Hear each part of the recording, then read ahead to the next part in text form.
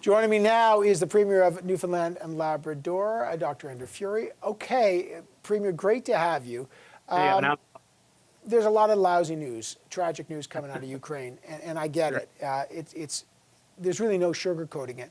But that moment, tell us about the moment when Flight 166 of Ukrainian refugees arrived in your province from Poland, because that was a remarkable moment. Tell us about your reaction to that and how it happened.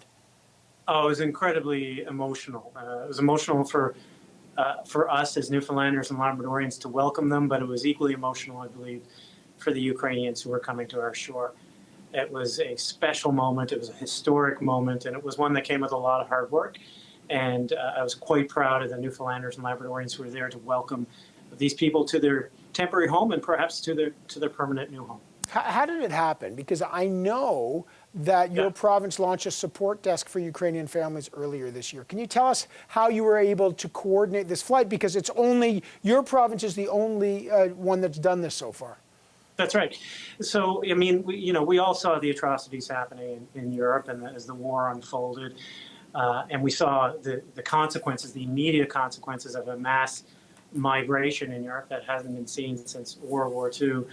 I knew that we had to do something, that Newfoundland and Labrador had to step up and be a part of the assistance, of the support to help those people who've been displaced from their own homes.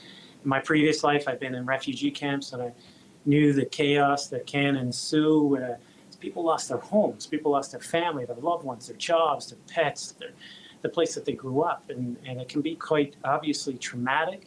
And then to be faced with nowhere really to go is equally traumatic. So we wanted to make sure that we were there with an actual helping hand, so reaching out, touching these people to make sure that they knew that A, we were there to be caring and be welcoming, but B, that we were also there to help navigate what can be an incredibly complex immigration system, to know that we were there to support them to work it through. And so it was an idea that kind of happened right around the time that the president was addressing our parliament. And I think, there was some skepticism locally and nationally around it, but I do think that it did pay dividends yesterday. And it was really, truly special. It was a historic moment for Newfoundlanders and Labradorians, and I would argue for Canada. So, so just tell me, where are the folks, how many folks are there, and what are they doing today, day one, basically, or day two? Yeah. So some actually, because we took the time over the last 6 weeks or so to have people working with Ukrainians who are interested in Newfoundland and Labrador and coming here and making it their home, we were able to match them with families, some of them with families who are staying and with families here in the metro region and around the province. Some had family already here, so they met them when they arrived in St. John's. But equally, we were able to look at the skills of people who are coming to Newfoundland and Labrador and matching them with employment opportunities here in our province. So, for example, the first person who came off the plane yesterday already had a job, not in St. John's, by the way, but in rural Newfoundland and Labrador in a mine. And so he's on his way out of the metro region, out to Bayvert right now. That's kind of amazing story. That's great. It's amazing, and I know from your past, the work you've done in Haiti, this is something that's close to your heart. How many Ukrainian refugees is Newfoundland Labrador prepared to accept? Oh, we're still working through that right now. Yesterday, and the success of yesterday and the proof of concept, if you will, has generated more interest.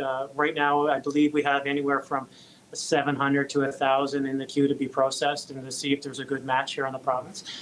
So we're working through that. We want to take more. We hope this is just the first tranche of many.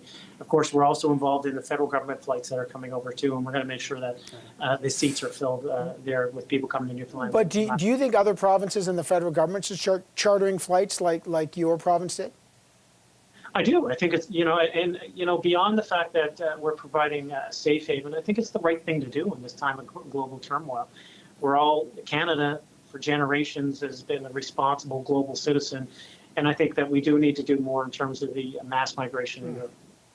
It's a great story, and I know there'll be more flights. I'm sure you're in touch. I know that you have a Newfoundland Labrador actually has an office in Warsaw working on this right now in Poland. Yeah, and so that was the key thing, to put people on the ground there to help work through the system. I mean, you can imagine you all of a sudden don't have a home, or we don't want to imagine, but it's difficult to imagine. All of a sudden you don't have a home, you've been displaced, And then someone says, go fill out form XYZ, subsection 2, and then come back with pictures. And, you know, you don't need that level of complexity when you're experiencing a traumatic event like they all have been through. So to have a caring, welcoming face there to show you that there is a path, to show you that there is a reason for optimism, and the fact that we will eliminate the bureaucratic nightmare for you and provide hope and optimism for the future, I think is the value of that desk. Yeah, it's a bit of the come from away spirit there.